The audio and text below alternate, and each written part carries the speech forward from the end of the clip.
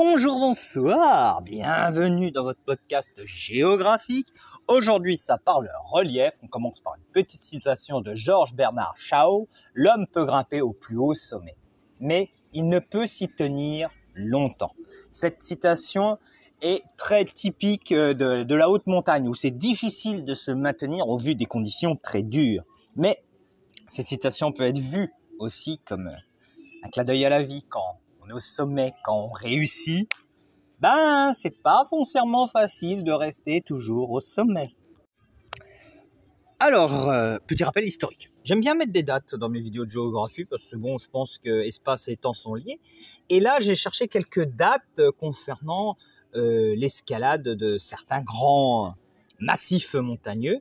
Vous remarquerez que la première ascension du Mont Blanc a lieu en 1786, c'est-à-dire avant la Révolution française.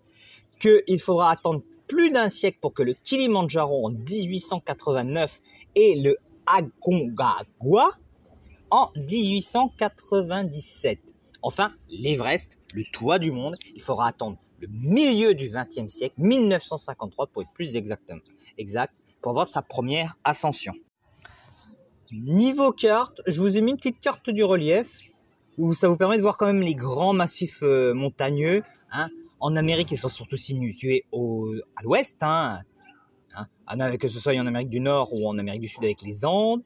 En Afrique, on a en Afrique de l'Est, le relief est plus accidenté à l'Est. On voit bien les Alpes et tous les massifs montagneux de l'Himalaya vers le Tibet et la Chine. Voilà, donc c'est une carte qui permet de voir à peu près les reliefs.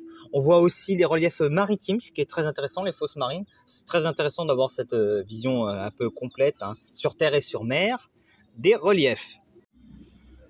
Quelques définitions. L'altitude, c'est la hauteur d'un lieu mesurée à partir du niveau de la mer. Amont, qui est du côté du mont en haut d'un point considéré. L'aval, c'est vers le bas. La dénivellation, c'est la différence d'altitude entre deux points rapprochés. La gorge, c'est une vallée étroite et profonde. Le littoral est un espace de contact entre la terre et la mer. La pente est une inclinaison du terrain. La plaine, c'est une étendue plane de faible relief.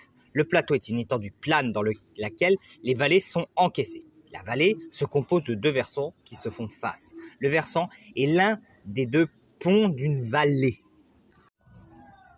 Quel plan nous allons suivre? En grand 1, on va voir les montagnes. On va voir qu'est-ce que c'est. On va voir les grandes chaînes de montagnes, le climat. Et après, on va, dans un grand 2, voir les plaines, les plateaux, les cours d'eau, c'est-à-dire les autres formes de relief pour avoir une vision à peu près complète.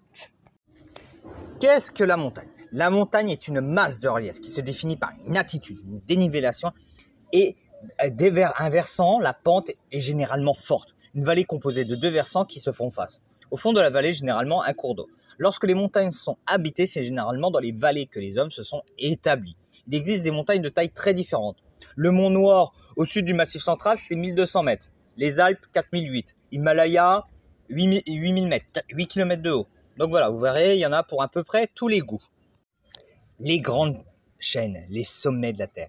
Les montagnes sont rarement isolées. Le plus souvent, elles se regroupent en chaînes lorsqu'elles sont alignées sur une direction principale. On parle de massifs lorsqu'elles forment un groupe sans direction majeure.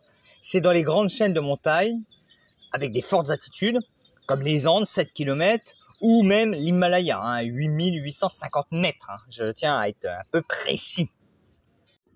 Le climat montagnard, il pleut davantage en montagne qu'en plaine. Plus on monte en altitude, et plus les températures diminuent. Les conséquences, c'est déjà que les précipitations vont tomber sous forme de neige. Dans certaines montagnes, la neige est un obstacle. Dans d'autres, c'est une source de richesse. Lorsque la neige n'a pas complètement disparu en été, il forme des glaciers.